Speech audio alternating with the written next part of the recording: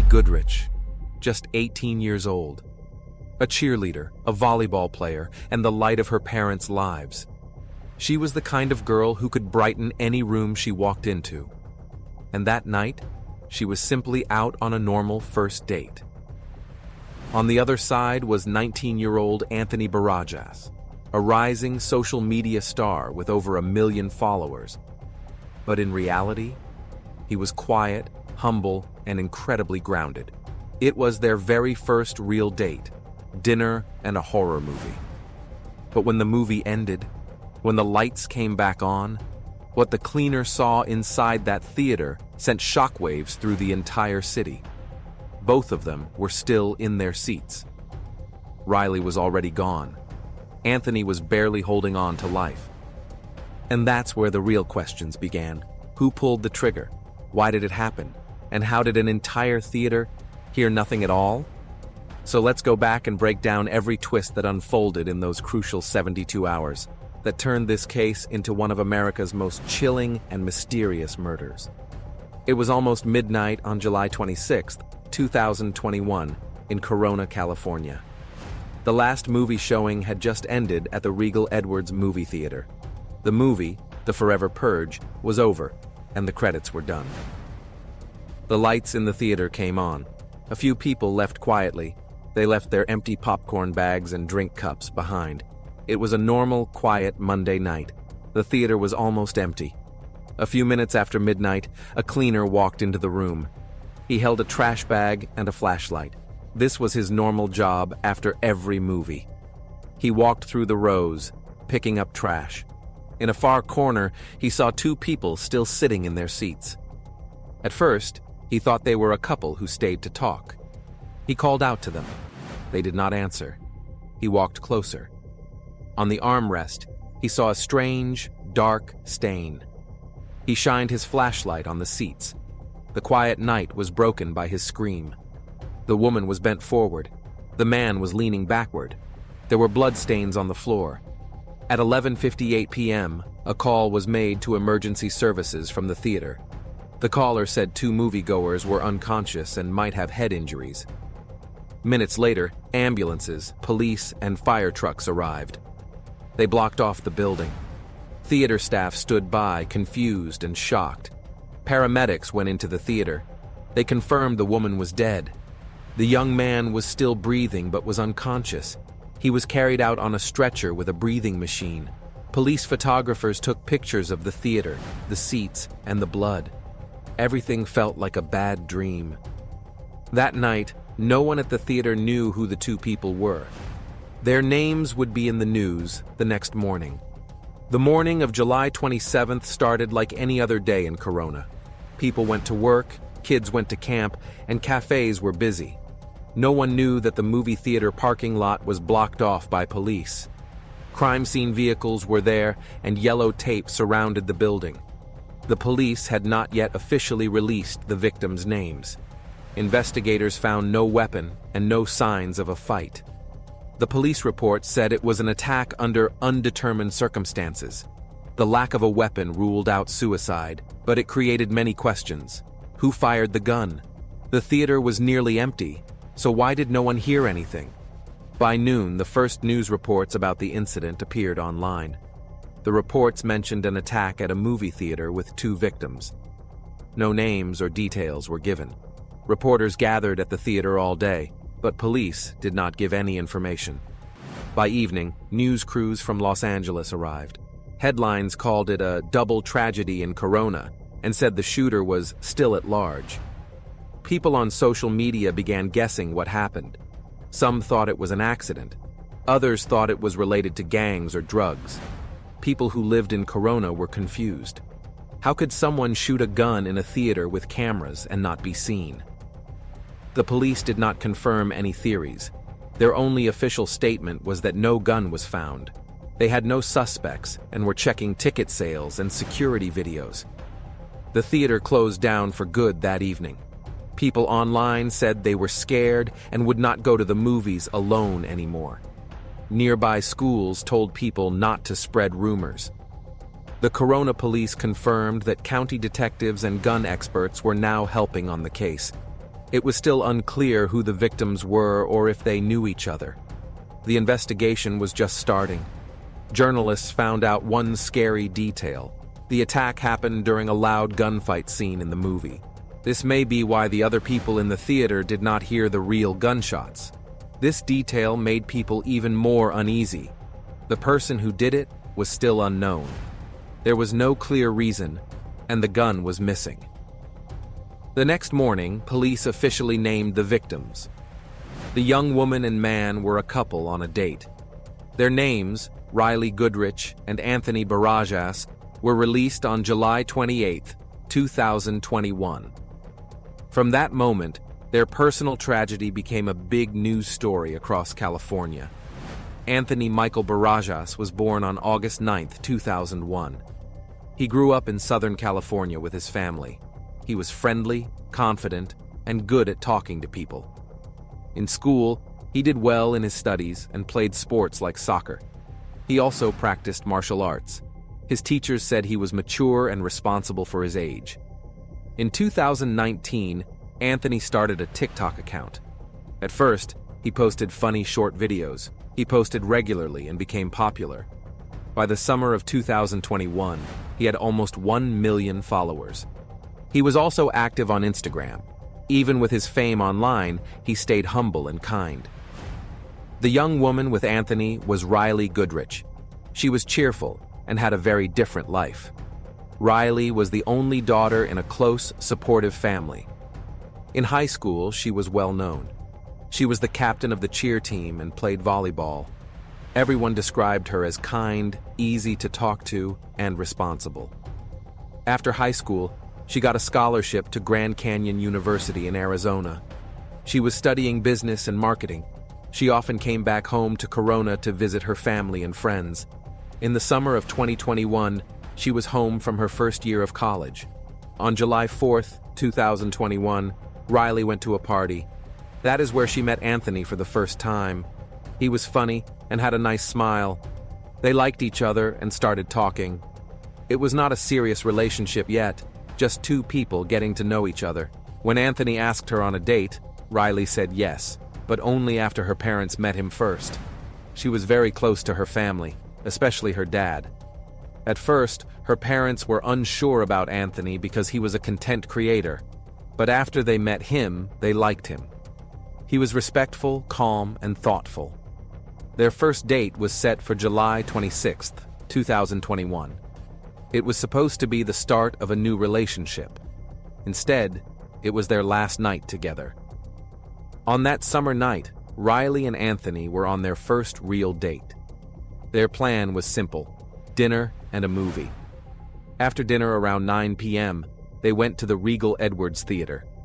Riley had gone to that theater many times while growing up. They chose to see The Forever Purge at 9:30 p.m.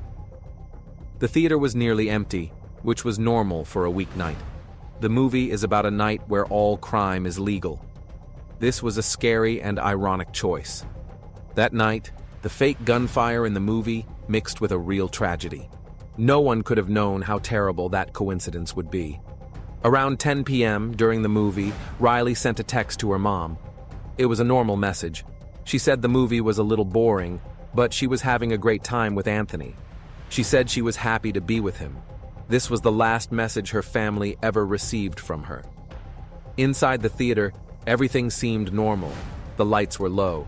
Another loud action scene was playing on the screen. People were eating popcorn. A few people got up to use the bathroom. No one seemed to notice a young man sitting alone in the back rows. He was acting strangely. Investigators would later learn he did not come alone. He came with a few friends, but they left early because his behavior scared them. About 2 hours later, the movie was ending. The theater lights were set to turn on when the credits finished. But in that short time, something terrible happened. 2 gunshots, hidden by the loud movie sounds, were fired. No one else in the theater noticed. Riley died instantly. Anthony was shot in the head and was badly hurt. When the movie ended, no one knew what had happened. Everyone left, except for the 2 people who were not moving. Riley was pronounced dead at around 11:45 p.m. The call to the police came 13 minutes after the movie ended. For the police and theater staff, this was the start of one of the city's most disturbing crimes. The person who did it seemed to have disappeared. The police examined the scene. In the theater, they found 2 bullets. Both were fired from very close to the victims. The shooter had been standing right behind their seats. There were no signs of a fight. It looked like a sudden, planned attack. There was blood on the seats and floor, but no bullet casings and no gun. This was a big problem. Without the gun, they could not figure out what kind of weapon was used. The police first thought it might have been a murder-suicide, but experts quickly ruled that out. There was no gunpowder on the victims' hands, so neither of them had fired a gun. The police also noticed that Riley's purse was missing. The attacker probably took it. Processing the crime scene was hard. Many people had been in the theater that day. There were fingerprints everywhere. The lab collected hundreds of samples, but none gave them a clear lead. Security cameras in the parking lot showed some cars, but the video quality was poor. There were no cameras inside the theater itself, which is normal for privacy, so the actual attack was not recorded. The police made a timeline. Riley's last text was at 10:15 p.m. After that, neither she nor Anthony used their phones. The attack likely happened between 11:30 and 11:45 p.m. Many police departments were now working on the case. The medical report confirmed both victims were shot in the head from close range. The bullets came from the same gun. By the morning of July 27th, the police had one main conclusion.